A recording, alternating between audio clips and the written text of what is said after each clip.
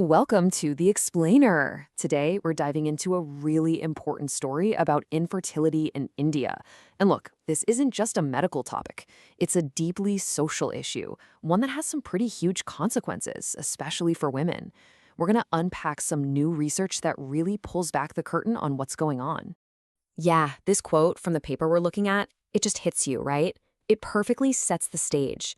It's telling us that in a place where motherhood is so central to a woman's identity and status, not being able to have children, well, it's not just a personal heartbreak, it's a full-blown social crisis. So for this explainer, we're digging into a working paper from the Institute for Social and Economic Change. And what they did is pretty cool. They took this huge national survey data and used it to uncover the real story. The actual numbers, some pretty surprising causes, and yeah, the really devastating consequences of infertility all across India. All right, so to really get why we're calling this a crisis, we've got to start with the numbers. I mean, how big is this problem, really? Okay, so the study crunched the numbers from the National Family Health Survey, and here's the headline figure. The overall infertility rate for women in India is 2.3%. Now, you might hear 2.3% and think, okay, that doesn't sound super high. And you'd be right. Even the World Health Organization wouldn't call that alarming on its own. But, and this is a big but, that one number is hiding the real story. The second you start peeling back the layers of that data, a whole different picture comes into view. So first up, let's talk geography, because there is a massive divide across the country. You've got the highest rates down in the southern region at 3.1%, while it's lowest up in the north at 1.7%. And some states like Goa and Andhra Pradesh are way above the national average. That tells you right away there are some powerful regional things going on. But honestly, the most critical trend, the one that really makes you sit up and pay attention, is when you look at it over time. The researchers grouped women by when they got married, and check this out. The infertility rate has just been climbing and climbing. For women who got married in the 1990s, the rate is a full 3 times higher than it was for the generation married back in the 1960s. It's this slow, creeping, but absolutely undeniable increase. Okay, so that naturally leads to the big question, right?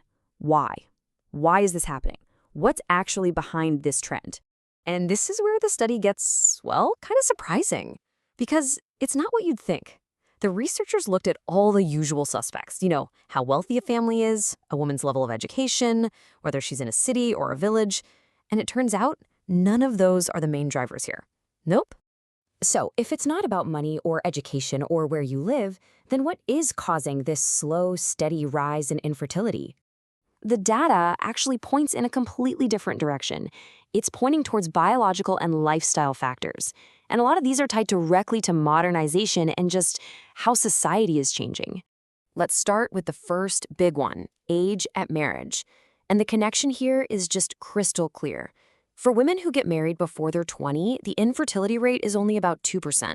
But for women who marry after 30, that number absolutely skyrockets to over 17%. So as more women, get an education, build careers, and marry later, this becomes a huge piece of the puzzle. All right, the second major driver is body weight. And this is especially true for younger women. So get this. Among women under 30, the infertility rate for those who are obese is 7.7%. That is more than double the rate for women who have a normal BMI. The study makes it super clear. There's a direct line connecting obesity and infertility. Okay, so we've talked about numbers and trends, but let's be real. These aren't just statistics on a chart. They represent devastating human consequences. And the weight of those consequences, it falls almost entirely on women. Let's just take marital stability, for example. The rate of divorce or separation among women who are infertile is 15.6%. Now, compare that to women with children, it's just 1.5%. That's not a small difference. That is a tenfold difference. It just shows you how powerfully infertility can completely destabilize a woman's life. And the impact doesn't stop with the marriage itself. It bleeds into every part of a woman's life. We're talking about a major loss of personal freedom. The study found that infertile women have less say in household decisions, they have less freedom to just go to the market or a clinic on their own, and they have way less access to and control over their own money. And this next part is, well, it's probably the most disturbing. The data shows higher rates of domestic violence. Infertile women report more emotional abuse, like being humiliated, but also more physical violence. And what's really critical here is that the consequences are more severe. They are far more likely to end up with serious injuries, like broken bones. So, okay, let's pull this all together. What's the big takeaway here? What should we really remember from all this? It really boils down to three key things. One, that headline number, 2.3%, might seem low, but the trend is clear. It's rising. Two, the things driving this increase are modern lifestyle changes, not the old factors like poverty. We're talking later marriages and obesity. And three, and this is the most important part, the consequences for women are just devastating. It takes a health issue and turns it into a social crisis of instability, lost freedom, and even violence. And that leaves us with a pretty powerful, kind of provocative final thought, doesn't it? The very things that we see as signs of India's development, women getting more education, delaying marriage, changes in diet, are the same things fueling this trend. So this isn't just some personal problem that a couple solves in a doctor's office. No, this is a growing public health issue with huge social consequences.